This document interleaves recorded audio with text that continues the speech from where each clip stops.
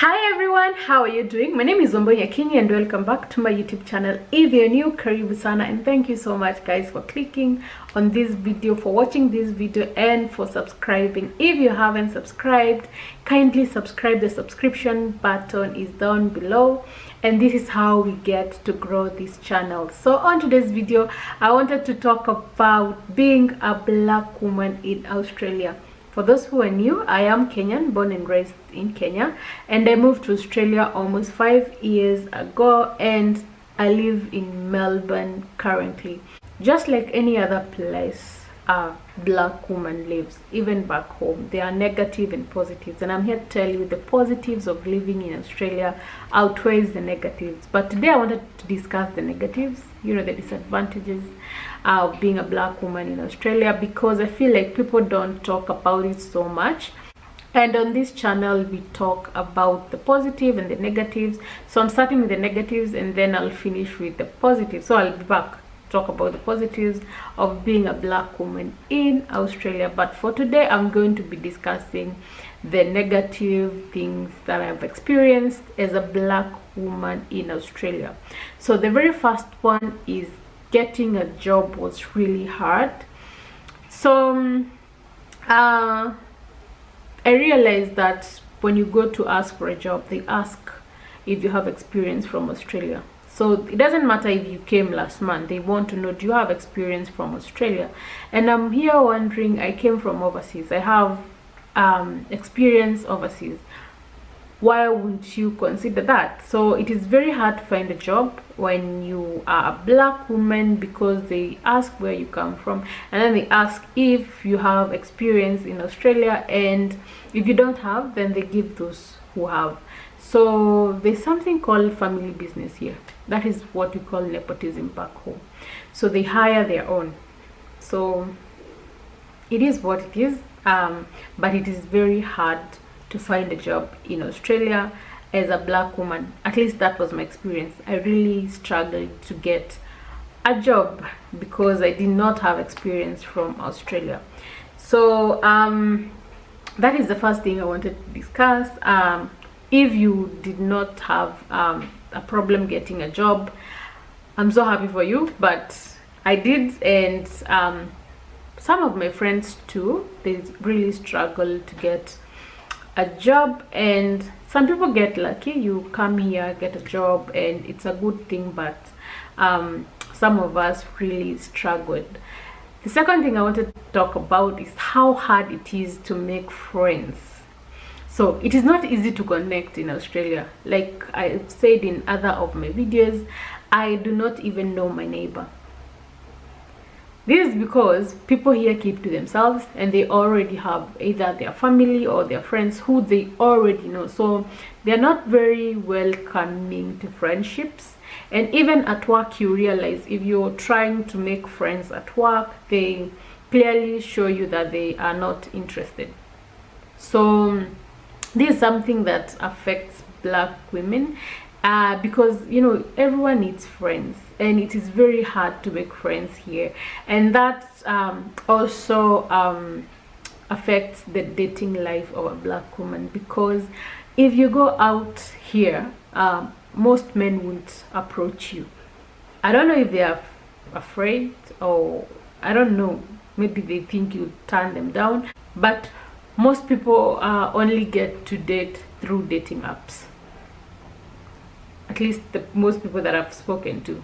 This is because maybe out there people feel like if you are on a dating app, you really are looking for someone. But if you're in a hotel or somewhere, back home you're used to getting people asking us out anywhere. So here people will not approach you anyhow. So it is hard to date, it is hard to form connection with people, and it can be really, really hard to live without friends. Everyone needs friends. So that is another thing that I find really quite negative. So that is the second thing I want to talk about. The third thing is discrimination and racism. From my experience, I've experienced racism and mostly discrimination. My discrimination mostly comes at work. So that is where I've experienced most of the discrimination, and it is something that is very low key, but you can tell by how people treat you. They treat you differently. Most people treat you like you're dumb because of your skin color. Sorry to say this, but it is there, and most people experience it. It's sad at this era that we still have that, but it is what it is. It is there, and I don't know how people react to it differently. People feel differently. Personally, at this point, I really don't care. If I feel like you're leaving me out of things just because of my skin color, I talk about it. I tell you that how I feel. I tell you that I don't feel good about it, and these have really helped me, because then we sort it there. If you can't sort it there, then we get someone else involved, and at the end of the day, I have my peace of mind, which is what really matters. So the fourth thing is it is really a struggle for women of color to get beauty products. Yeah, so you go to a store, you're buying, for example, foundation, mostly foundation, and at the store it's your skin tone, but then when you get home, now it is either very light or dark. And let me tell you, even the makeup artists at the store do not know what to do with our skins. You'd think with all, you know, the diversity in Australia, that they have the foundation matching our skin tones, but I still have to mix two foundations, which is sad, by the way. But I don't know, but some salons which have women of color who are makeup artists really, you know, coming through, and also African shops which you can get your products there, which suits us better. So it's a good thing, but next time you go to a store, don't use their mirror. The lighting there is you're not going to get your foundation, so maybe just go with your own mirror or something.